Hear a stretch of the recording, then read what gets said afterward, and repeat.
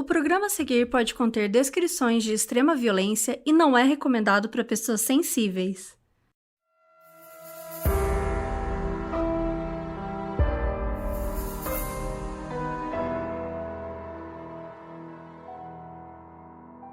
Oi, Brasil! Hoje, terça-feira, dia 21 de junho de 2022, é o dia do lançamento do livro do Modus Operandi. Sim, gente! Olha, corram até a livraria e tirem uma foto do nosso livro. E comprem. Em todas as cidades, e comprem. Mas assim, de verdade, eu quero ver foto. Eu quero cansar a minha vista. Eu quero um dia falar assim, nossa, eu não aguento mais as pessoas me mandarem foto do livro do Modus na livraria. chique. Eu quero chegar nesse nível. Sim. E hoje, para comemorar esse episódio, nós vamos ler o primeiro capítulo do livro. Sim, é isso que você está ouvindo. Que, na verdade, ele não é um primeiro capítulo, porque depois dele vai ter o capítulo 1 ainda. Ele é a introdução do livro. Então, agora vocês vão ouvir o capítulo que se chama Breve História do True Crime.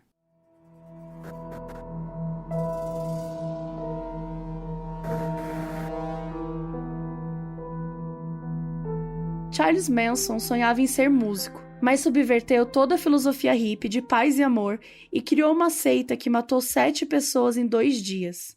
Um dos crimes mais bárbaros da história americana. E tudo isso tem a ver com uma música dos Beatles. David Berkowitz é um assassino em série que matou 6 pessoas. Ao ser preso, ele disse que o cachorro do vizinho, um labrador preto, caso você esteja se perguntando, era um demônio de 3.000 anos que o mandou matar as vítimas. Você deve conhecê-lo como filho de Sam. Steven Avery foi preso por estupro e tentativa de homicídio. Um dia fizeram testes de DNA e descobriram que ele era inocente. Só que isso aconteceu apenas 18 anos depois que ele já estava preso. Ele foi solto e, alguns anos depois, acabou condenado pelo assassinato de outra mulher. Ele afirma que é inocente dos 2 crimes e que a polícia armou para cima dele. O que essas histórias têm em comum? Elas estão inseridas no universo do True Crime. Se você está lendo esse livro, provavelmente já sabe o que significa True Crime. Em português, significa crime real e faz parte de um gênero cada vez mais inserido na cultura pop. Essa categoria se tornou fonte de entretenimento. Parece um pouco bizarro falando assim.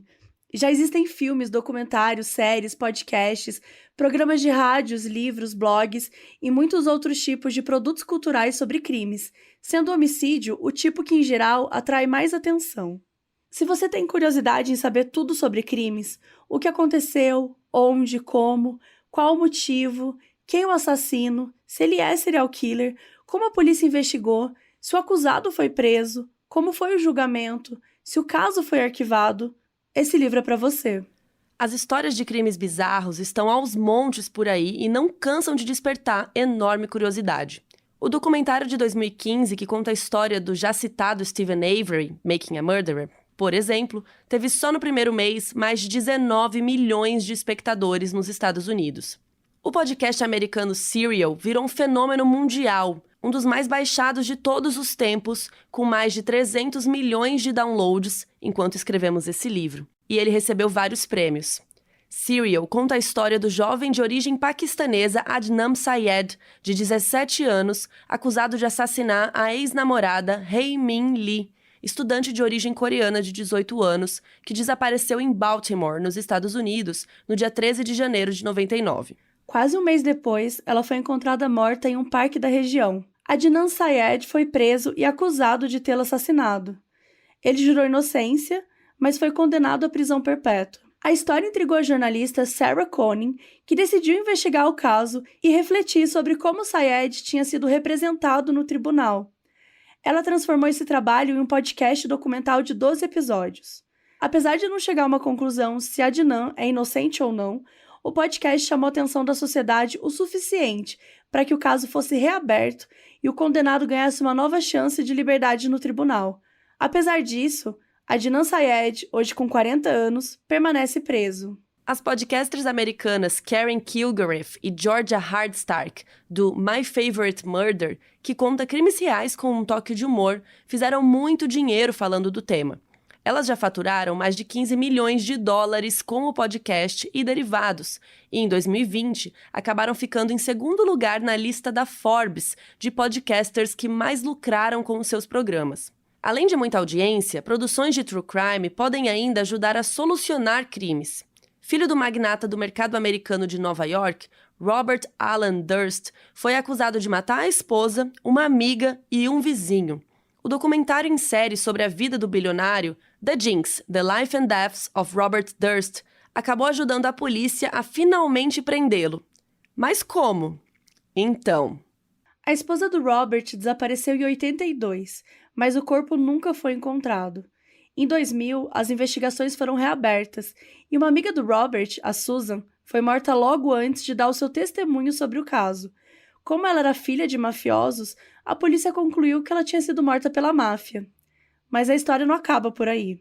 Um tempo depois, Robert se fingiu de mulher para se esconder e matou um vizinho, jogando o corpo na baía de Galveston em sacos de lixo. A cabeça da vítima nunca foi encontrada. Apesar disso, os seus advogados alegaram legítima defesa e ele foi absolvido.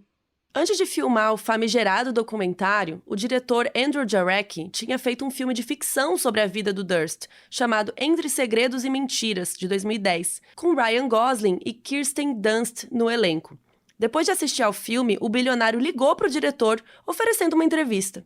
Essa conversa se somou a várias outras e acabou virando o documentário The Jinx, que estreou na HBO em 2015. E agora vem o mais doido dessa história, que é o motivo do documentário ter ajudado a finalmente prender o Robert Durst. Durante um intervalo de gravação, depois de pressionado a falar mais sobre os crimes, Durst foi ao banheiro e, sem saber que continuava com o microfone funcionando preso à roupa, disse: "Que diabos eu fiz? Matei todos eles, é claro." Sim, ele confessou sem saber que estava sendo ouvido e gravado. Assim, em 2015, aos 71 anos de idade, antes do último episódio ir ao ar, Robert Durst foi preso. Entretanto, só 3 anos depois, o juiz considerou ter provas suficientes para que ele fosse a julgamento pela morte da Susan. No dia 22 de outubro de 2021, aconteceu seu julgamento e Robert confessou todos os crimes. Segundo ele, matou a melhor amiga Susan e o vizinho em legítima defesa. Foi condenado à prisão perpétua, sem possibilidade de liberdade condicional. Aqui no Brasil, o podcast Projeto Humanos ficou muito famoso com a temporada do caso Evandro, que conta a história do desaparecimento do garoto Evandro Ramos Caetano, de 6 anos. Na cidade de Guaratuba, no início dos anos 90, 7 pessoas foram denunciadas por supostamente terem participado de um ritual para matar uma criança. Na época, alguns suspeitos alegaram que a confissão tinha sido feita sob tortura, mas isso nunca havia sido provado. Até que no dia 10 de março de 2020, o jornalista e podcaster Ivan Mizanzuki soltou o 25º episódio da temporada, chamado 7 Segundos, que mudaria essa história para sempre. Novos áudios com gritos de dor, ameaças e respiração ofegante revelaram que, de fato, a confissão foi coagida. O podcast acabou virando um livro e até uma série de TV no Globoplay. O sucesso de todos esses produtos culturais expõe uma verdade simples. Somos atraídos por mistérios. Mais do que entender como alguém pode ter sido tão cruel ou que leva uma pessoa a cometer atos tão horríveis, talvez a gente queira vivenciar a experiência e compreender melhor o caso, mas sem a parte de efetivamente correr perigo, claro. Apesar dos programas citados serem atuais, essa obsessão não é novidade. Existem registros de que no século XVIII o pessoal já gostava de um crime real. E a gente desconfia que a galera das cavernas também já curtia, só era mais difícil juntar essas informações. Um dos registros mais interessantes de produção cultural de true crime de antigamente são uns panfletos chamados Execution Broadsides, que eram vendidos antes da execução de criminosos. Nessas folhas impressas, apenas em um dos lados, geralmente havia uma ilustração do criminoso, uma imagem e um texto com a descrição do crime cometido e, às vezes, um resumo do julgamento ou até uma confissão. Alguns ainda contavam com uns versinhos com uma lição de moral, para que o leitor não seguisse o exemplo do criminoso e acabasse como ele. Conteúdo de crime real junto com a execução do criminoso, tudo ali para o deleite do público. Caso o sujeito perdesse o momento da execução por conta de algum grande compromisso do século XVIII, era possível adquirir o seu Execution Broadside depois. Ufa, que alívio! Entre os anos de 1735 e 1868, mais de 9.000 pessoas foram executadas na Inglaterra por cometerem crimes capitais. Entre os crimes estavam roubos e assaltos, sodomia, sexo anal, provocar incêndio, falsificações e traição ao país. Bizarro, né? Mais tarde, o Império Britânico expandiu suas colônias para a África e a Ásia e se tornou a nação mais poderosa do mundo. As grandes transformações econômicas e culturais originadas da Revolução Industrial, juntamente com o crescimento populacional, trouxeram consigo uma intensa desigualdade. Enquanto a burguesia chafurdava na arte e na moda, a classe trabalhadora morria em situações de insalubridade. Foi justamente nessa época que surgiram publicações de ficção e terror, que ficaram conhecidos por Penny Dreadful. Sim, tem uma série de TV com esse nome, e é justamente em referência a esses livros. Os livretos custavam 1 centavo, por isso penny. E eles contavam casos de crimes, detetives, assassinatos, envenenamentos, mortes, torturas. Alguns até falavam de vampiros e outros seres sobrenaturais, por isso Dreadful, que significa terrível. A tradução de Penny Dreadful seria algo como centavos de terror. As histórias contadas podiam ser completamente inventadas, baseadas em mitos ou até em acontecimentos reais. Sim, a galera já era fanfiqueira naquela época. No fim do século XIX, surgiram umas revistas impressas em papel barato com muitas histórias bizarras, de autores que vieram a ficar muito famosos depois e que tinham substituído de certa forma as Penny Dreadfuls, porque tratavam dos mesmos temas. Essas revistas, que se popularizaram muito entre 1920 e 40, ficaram conhecidas como Pulp Magazines, e as histórias impressas nelas como Pulp Fictions. Foi daí que Quentin Tarantino tirou a referência para o seu filme de 94, que se tornou um clássico. As Pulp Fictions eram uma espécie de entretenimento rápido, não tinham grandes pretensões. As revistas eram conhecidas por trazerem histórias sensacionalistas e capas apelativas, com bastante violência gráfica. A expressão Pulp Fiction, durante um tempo, significou histórias de qualidade inferior, mas faziam muito sucesso. Alguns super-heróis das histórias em quadrinhos, por exemplo, vieram da literatura pulp. O Zorro, um dos personagens mais famosos da cultura pop, nasceu aí. Em 1924, nos Estados Unidos, começou a ser publicada a revista True Detective, que vendeu milhões de cópias e, depois de alguns anos em circulação, virou uma publicação totalmente voltada para crimes reais. Sim, também existe uma série com esse nome.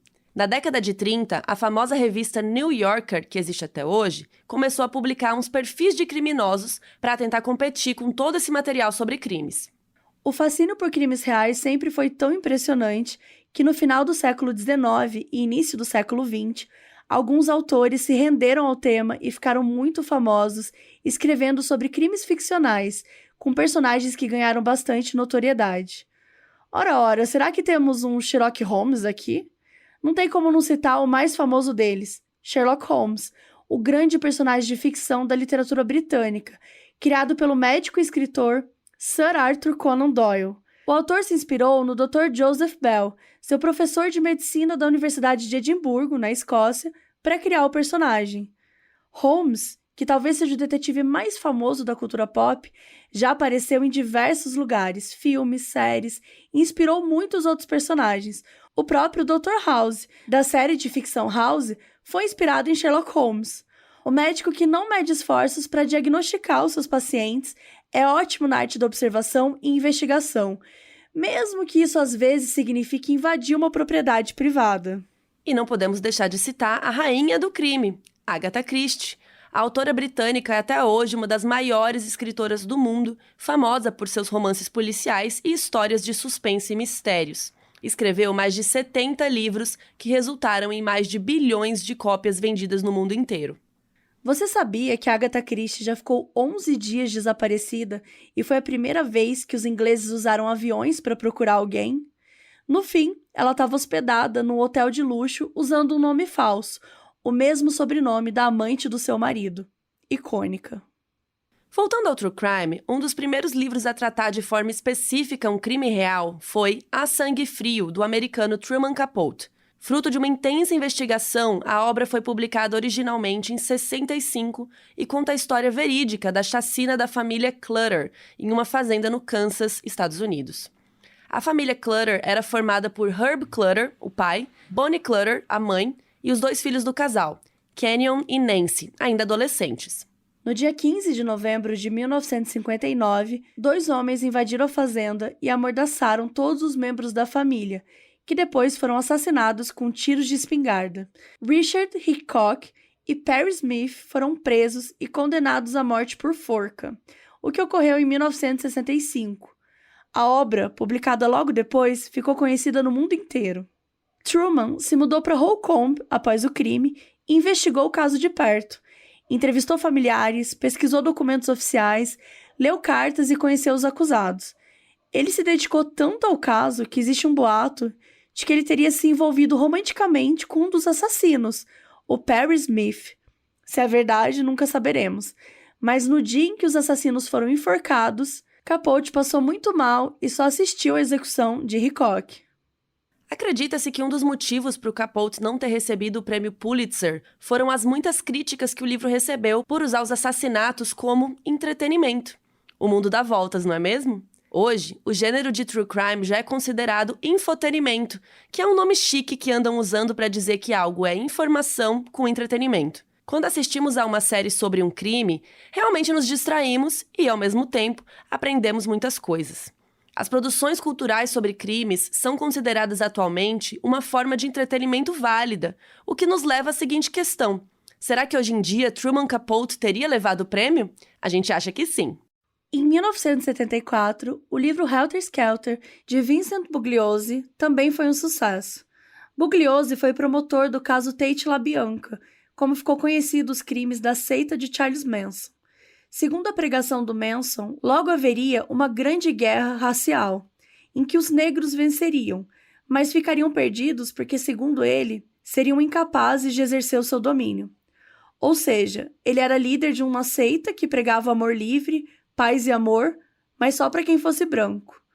Ele chamou a guerra de Helter Skelter por causa de uma música do Beatles do álbum Branco, cuja letra, segundo ele, fazia essa previsão. Só que essa guerra nunca acontecia. Talvez porque ela só existisse na cabeça racista de Manson? Enfim, a guerra não rolou, então eles acharam que seria melhor eles mesmos a começarem. Os seguidores da seita invadiram 2 casas e mataram todas as pessoas presentes. Na casa da atriz Sharon Tate, morreram 5 pessoas e depois, no lar da família LaBianca, morreu um casal. No livro Helter Skelter, o promotor destrincha a investigação que terminou na prisão de Manson e dos membros da família. A obra é até hoje o primeiro best-seller de crime real, deixando o livro do Capote em segundo lugar. A indústria cultural americana, de certa forma, molda os nossos interesses e curiosidades. E é por isso que a gente acaba ficando familiarizado com siglas que não significam nada no Brasil, como FBI, CSI. E se você não sabe, fica tranquilo que a gente vai explicar. Um dos maiores sucessos cinematográficos que retratam como funciona o FBI é a ficção O Silêncio dos Inocentes, de 1991. Nesse famoso filme de suspense, uma jovem estagiária do FBI chamada Clarice Starling, Jodie Foster, pede ajuda a um prisioneiro, o famoso canibal Hannibal Lecter, Anthony Hopkins, para prender outro serial killer conhecido, Buffalo Bill. O filme conta com uma série de referências bem conhecidas de quem ama true crime. Logo no início, Clarice chega a uma sala do FBI em que há um quadro cheio de fotos de um serial killer e post-its com informações que a polícia conseguiu rastrear até ali.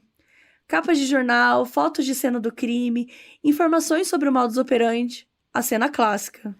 É sabido que o filme foi uma adaptação do livro homônimo de Thomas Harris, que, por sua vez, se inspirou nos famosos John Douglas e Robert Ressler, membros da Unidade de Ciência Comportamental do FBI. Tanto Douglas quanto Ressler lançaram obras contando como era entrevistar criminosos como Ted Bundy, Ed Kemper, Manson, entre outros. Mindhunter, da Netflix, por exemplo, é baseada no livro de Douglas. Ou seja, o FBI já estava testando essa técnica de aprender com o criminoso. E talvez O Silêncio dos Inocentes, mesmo de forma ficcional, tenha sido a primeira obra a mostrar a importância desse trabalho. Para interpretar o canibal, Hopkins estudou diversos arquivos de assassinos, visitou prisões e até participou de algumas audiências de serial killers. Nos anos 90, a apresentadora de TV Martha Stewart estava saindo com Anthony Hopkins.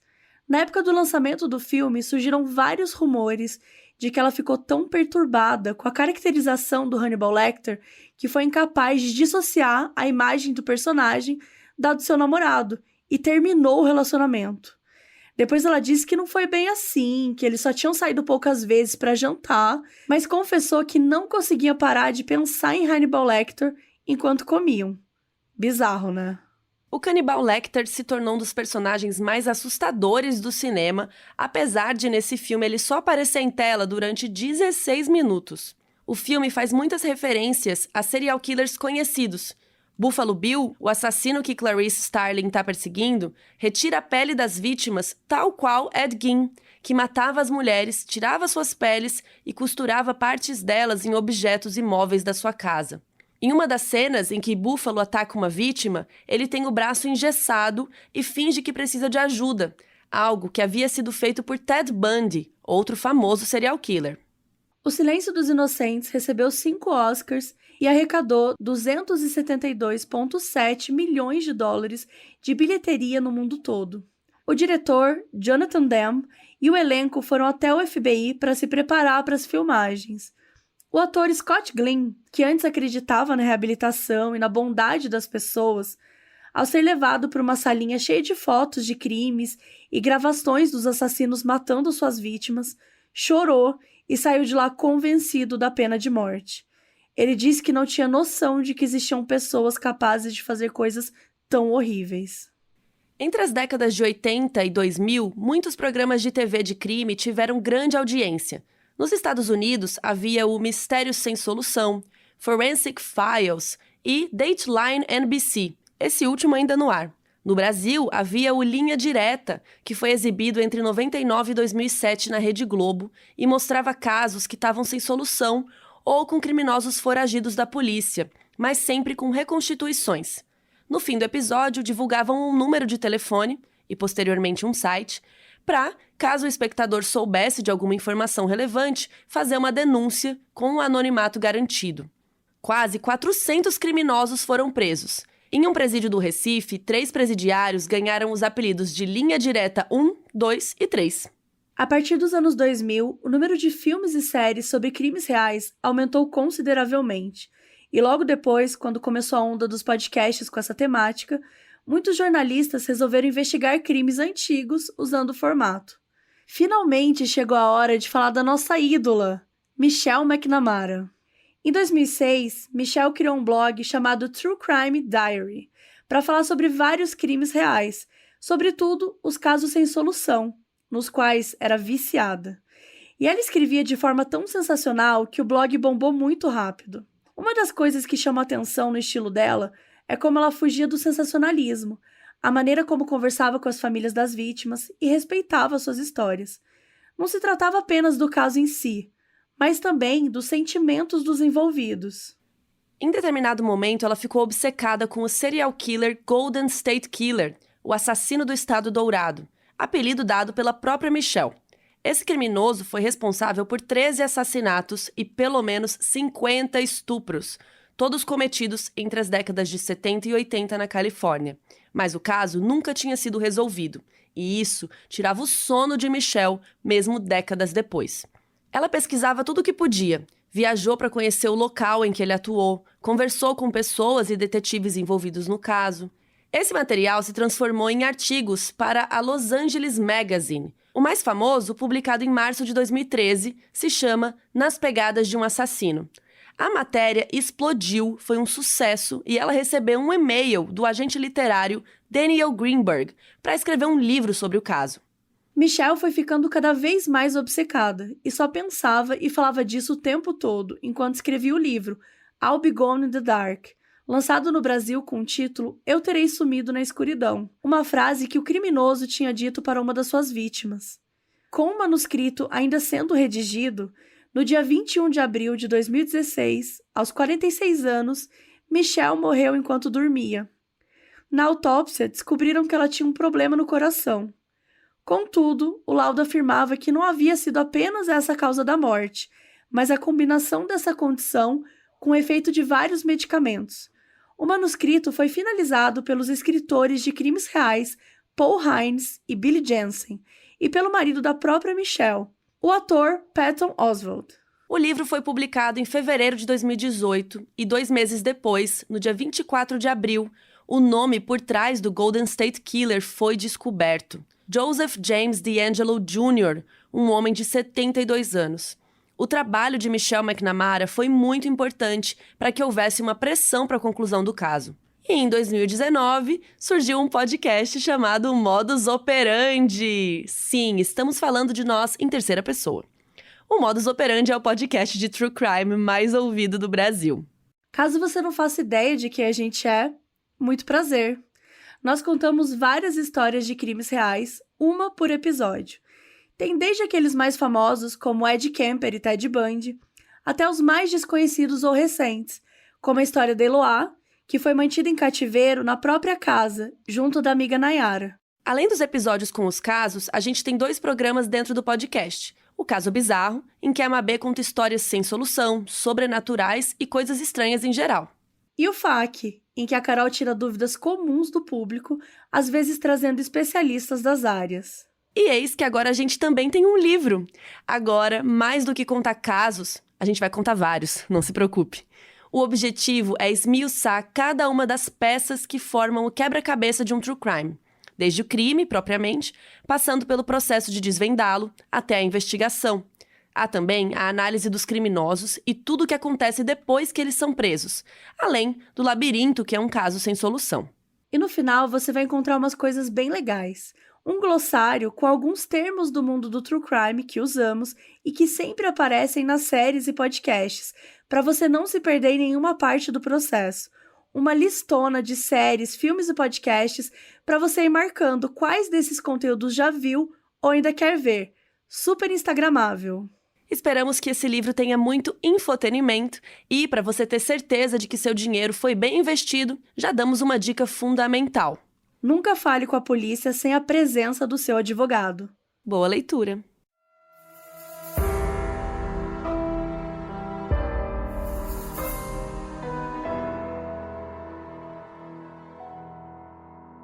Compre o seu Modus Operandi Guia de True Crime.